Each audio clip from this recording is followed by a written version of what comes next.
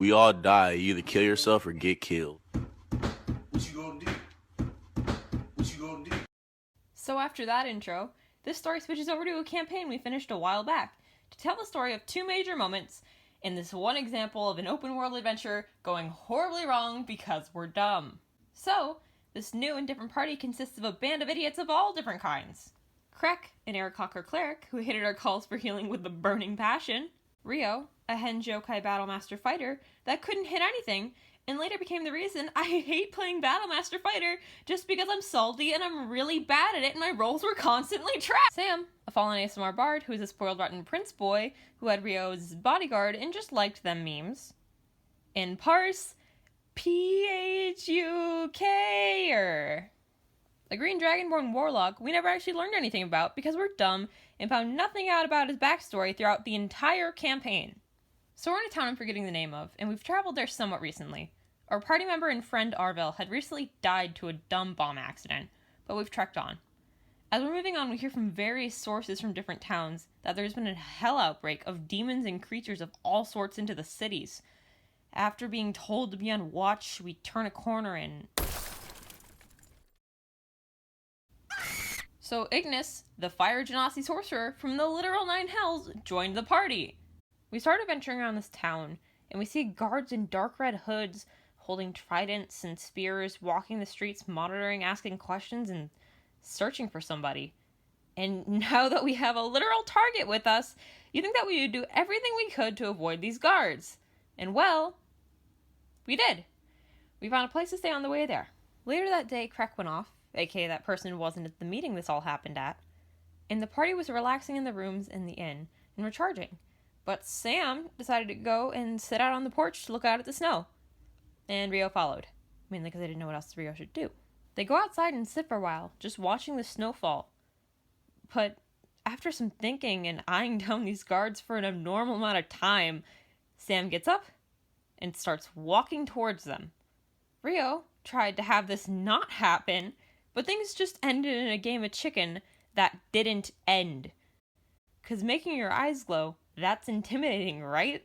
Eventually Rio just poofs into cat mode, because he can do that, and Sam went up to them and started a casual conversation, with some banter going back and forth, and then Sam just flipped the switch out of nowhere, and started saying things about the hunters being wrong about their choices.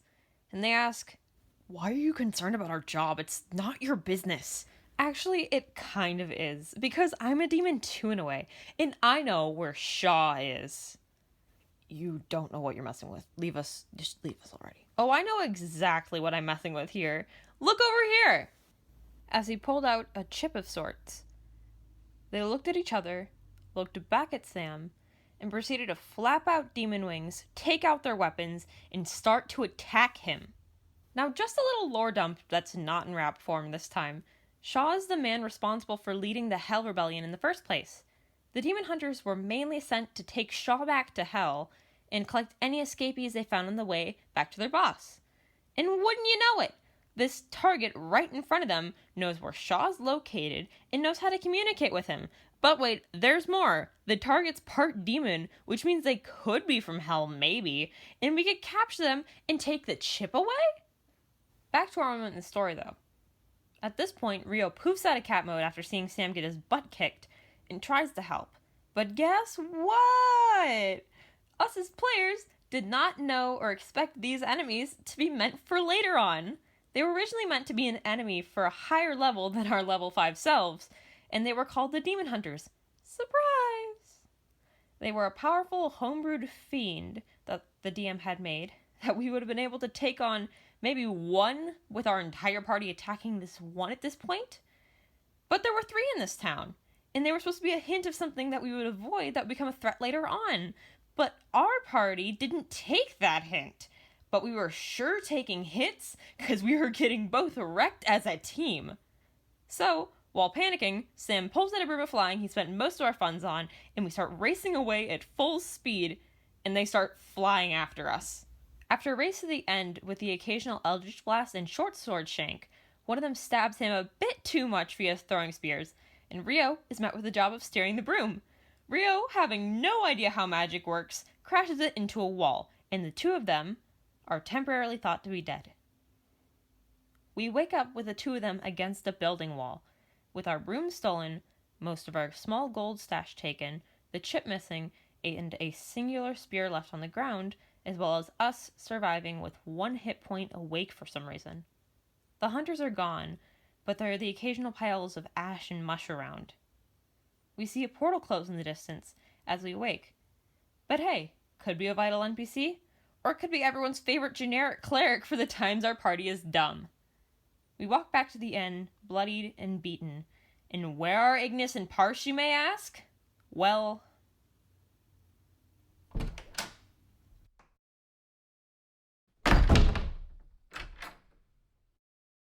Gotta love party members helping in times of need. So between this and our next section of the story that relates to these demon hunters, a lot happens after a series of events regarding a device called the Tellerith, Shaw getting captured, meeting various NPCs, and trying to get the demon hunters off our butts, but we end up in one of the 9 circles of hell. But how do we get there? Well, there's a reason we went down there, and I'm glad to let you guys know that that'll be in the next part. So I kind of feel bad for this, but I'm going to be splitting this adventure into different parts, because I didn't want to have you guys wait way long for the next video, and also, like, I was away from my setup for maybe 5-6 weeks during this summer where I had time off. So I apologize for the lateness, but if you stuck around to this point of the video, you are awesome. I have a few video ideas and projects that I want to get out as soon as I can, so that's why I'm splitting this into parts, and I think you guys will enjoy those, so stay tuned on the channel for those thingies, and I will see you guys in my next artsy video of sorts. Thanks for watching, bye!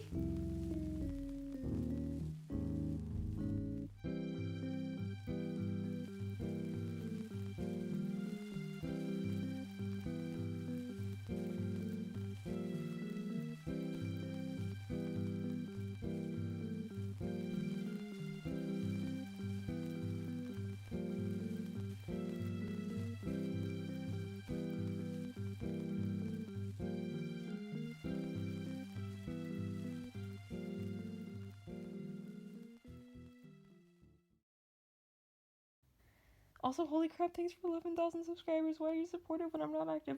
Also, I'm working on the Q&A, I swear, bye!